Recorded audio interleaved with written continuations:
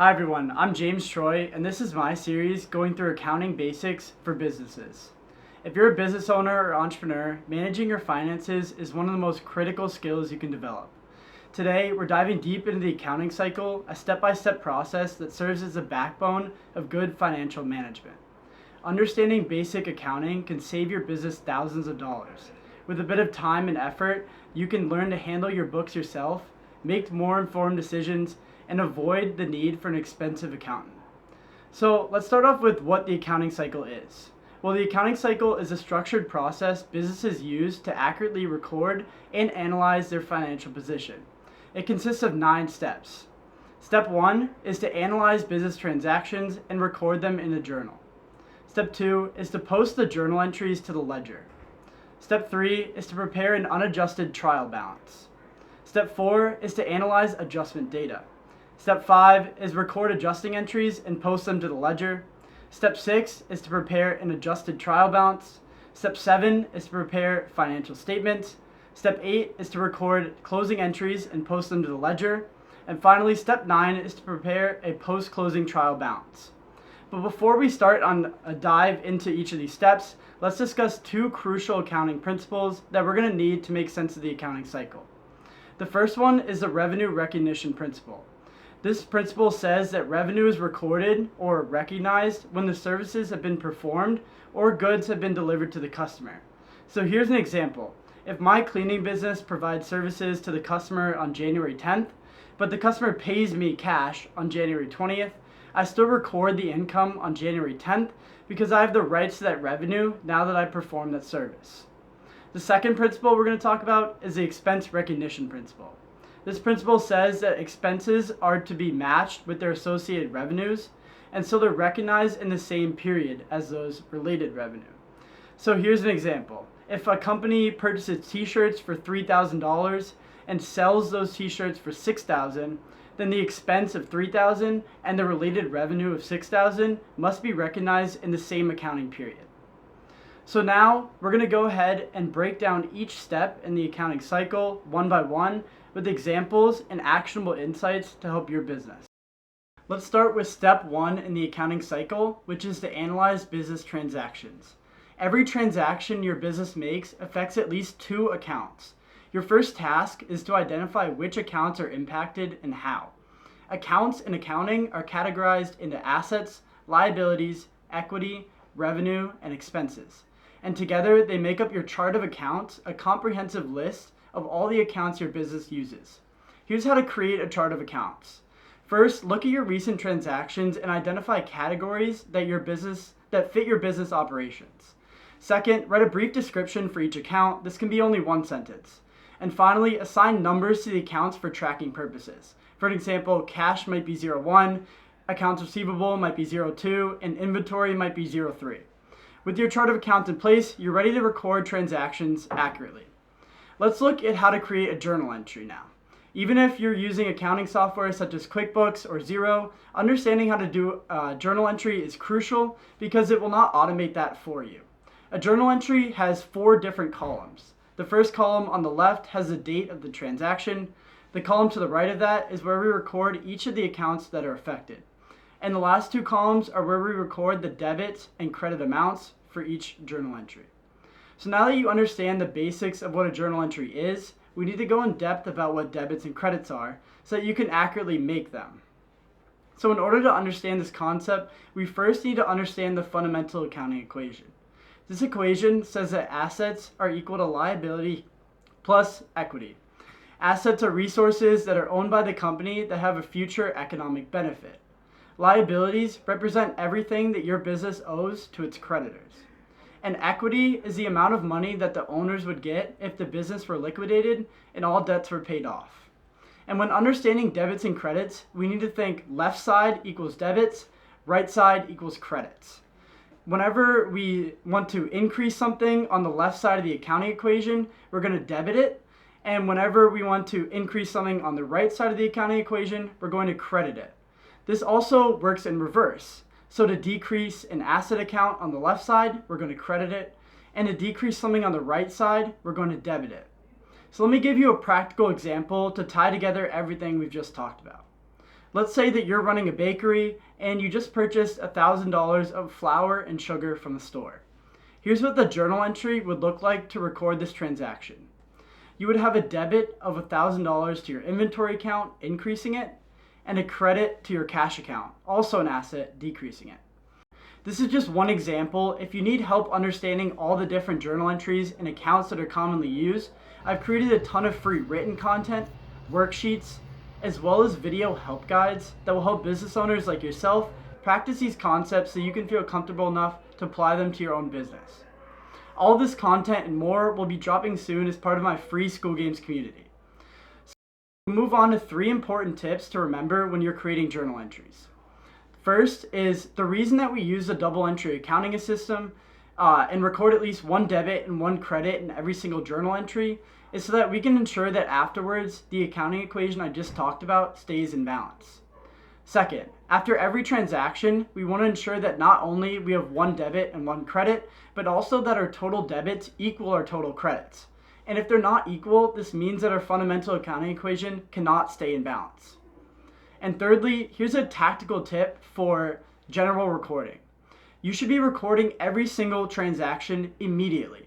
A common pitfall for business owners is neglecting to track smaller expenses, which can add up and create discrepancies in your books.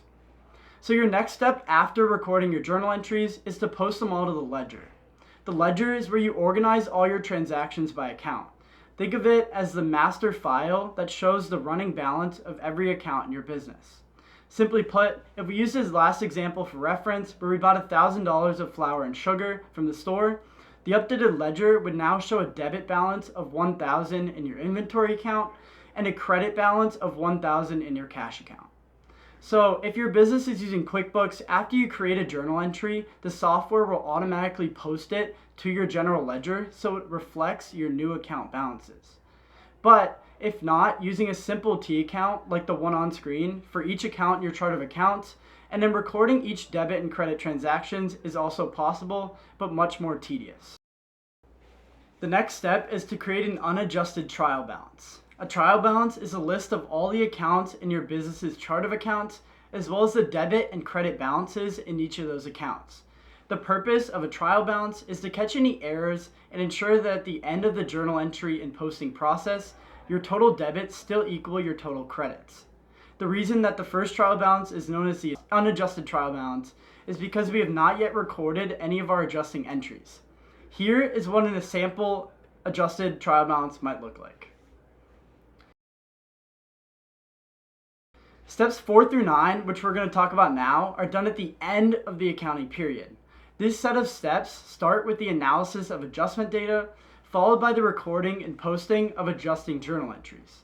To do this, we first need to understand what adjusting journal entries are. Adjusting journal entries are entries made to update accounts at the end of the accounting period. These entries are always dated for the last day in the accounting period. They always involve 1 revenue or expense income statement account and 1 asset or liability balance sheet account. Adjusting entries are used for 2 main reasons. The first reason is it would be very impractical to record the use of supplies and equipment every day. Instead, we accrue those costs and record them all at the end of the accounting period. Secondly, some revenues and expenses are incurred as time passes. For example, if I receive rent revenue in advance, which is unearned rent revenue, then as time passes, that unearned revenue becomes revenue. We record prepaid expenses as a liability in the form of unearned revenue because of the revenue recognition principle. Or from the other point of view, prepaid expenses such as prepaid rent will turn into a rent expense as time goes on. So there are 2 possible types of adjusting data that we account for. The first type is accruals. In this type of adjusting entry, cash has not been received or paid, but it was already earned or the expense was incurred. Here are 2 examples to illustrate possible accrual entries. First, if I have $100,000 in revenue that has been earned by company X, but they have not yet billed the customer, my journal entry will record a debit to the accounts receivable and a credit to the revenue account. Second example, if you pay your employees $50,000 in salaries on the 15th of each month, in December, you accrue half a month's worth of expenses that you need to adjust for. This journal entry would record a debit to the wages expense account for $25,000 and a credit to the wages payable account for $25,000. The reason that we use a payable account in this entry is so that we can ensure that the expenses we incur from wages is represented on the balance sheet in the period which it happened. This goes back to the matching principle that I talked about in the beginning of this video. The second type of adjusting entry we can do is called a deferral. In a deferral entry, cash receipt or payment has already been received or recorded, but it has not yet been earned. Here are two common examples of where a deferral adjusting entry might show up. First, if you prepay for 6 months of rent on June 31st, totaling $12,000. At the end of the accounting period, on December 31st, you need to make an adjusting entry. This adjusting entry would record a debit to the rent expense account for $6,000 and a credit to the prepaid rent account for $6,000.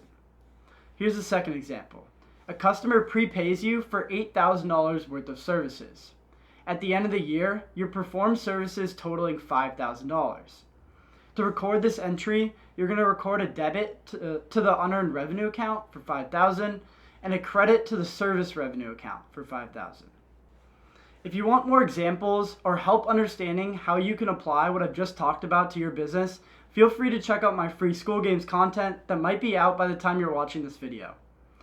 So after the adjusting process, we prepare a second trial balance. This adjusted trial balance ensures that you've done your adjusting entries correctly before moving on to the preparation of financial statements. In this video, we're going to discuss the preparation and interpretation of 3 different financial statements. Those are the income statement, the statement of shareholders' equity, and the balance sheet. I will be going over the statement of cash flows in a subsequent video. Accounting software such as QuickBooks will automatically create your financial statements for you at the end of the accounting period, but you can also create them easily yourself on paper or in an application like Google Sheets. So let's start off with the income statement. The income statement starts at the top by stating the company name and for the period ended blank at the top. And below that, it's going to show all of your business's revenues. You might only have one revenue source from your business sales, or you could have multiple revenue sources if you sold any equipment during the period or you had any investments. A single line above indicates that we did an operation.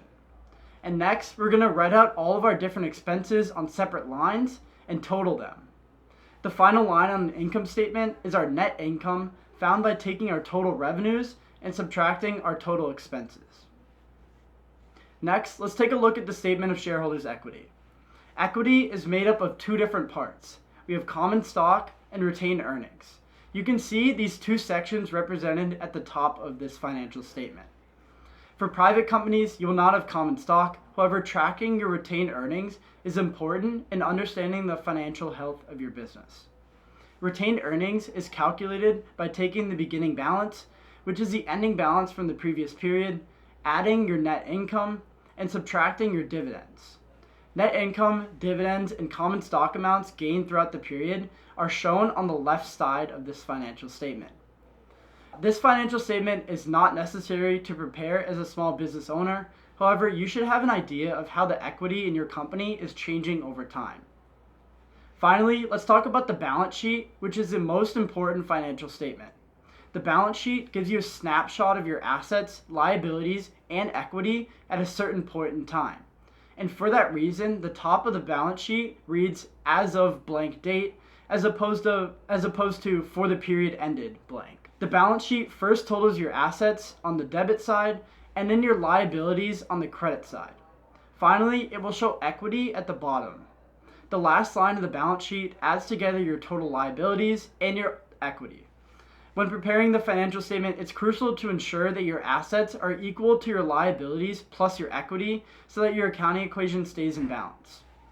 Ensuring that you're periodically re-looking at your financial statements is critical to being able to make informed decisions that won't come back to haunt you later on. Also, comparing your revenues, expenses, assets, and liabilities against your previous records will allow you to figure out the impact that the decisions you've been making for your business have had. The second to last step in the accounting cycle is to create your closing entries for the period. Within the chart of accounts, we have some accounts that show a cumulative amount year over year. These accounts are what we call permanent accounts. We also have accounts that are closed out at the end of the year and start off the new accounting period with a zero balance. These accounts are known as temporary accounts. All of your business income statement accounts are temporary accounts, and this intuitively makes sense because you want to find your net income from last year or last quarter, not from the time that you first opened your business and recorded your first revenues. So thus, at the end of the year, we're going to close out these revenue and expense accounts. And in contrast, your balance sheet accounts are all permanent accounts, meaning they reflect an amount that's always changing but never reset at the end of the period. In the closing entries, we close out our income statement accounts to retained earnings because net income is part of the calculation we must do in order to find out what our retained earnings is. And if you recall back to the section on debits and credits, you'll know that to increase a revenue account, we're going to credit it, and expense accounts are increased with a debit since expenses decrease your overall retained earnings. Since we want to close out these accounts to retained earnings, we want to decrease them, so we're going to debit our revenue accounts and credit our expense accounts. And if your business ended the period with a net income, the last line on your closing entry will have a credit to retained earnings. If you ended with a net loss, you're going to end up debiting the retained earnings account. Remember to make sure that your total debits equal your total credits at the end of your closing entries. The last and final step in the accounting cycle is to prepare a post-closing trial balance. As with the two other trial balances, the post-closing trial balance is created to ensure that after the closing entries, our total debits and our total credits are still equal. The post-closing trial balance also gives us the beginning balances for each account for the following accounting period. So that's it for the video going through the entire accounting cycle. Hopefully now you're equipped with the knowledge to apply these ideas to your own business. Personally, I needed a lot of practice problems and real-life examples to drill down these concepts before I felt comfortable applying them to my own business. So if you really are serious about running your own books, check out my free School Games content that will help you to bridge that gap. For now, that is all. And if you enjoyed, leave a like and comment down below what concepts you want me to cover in the next video.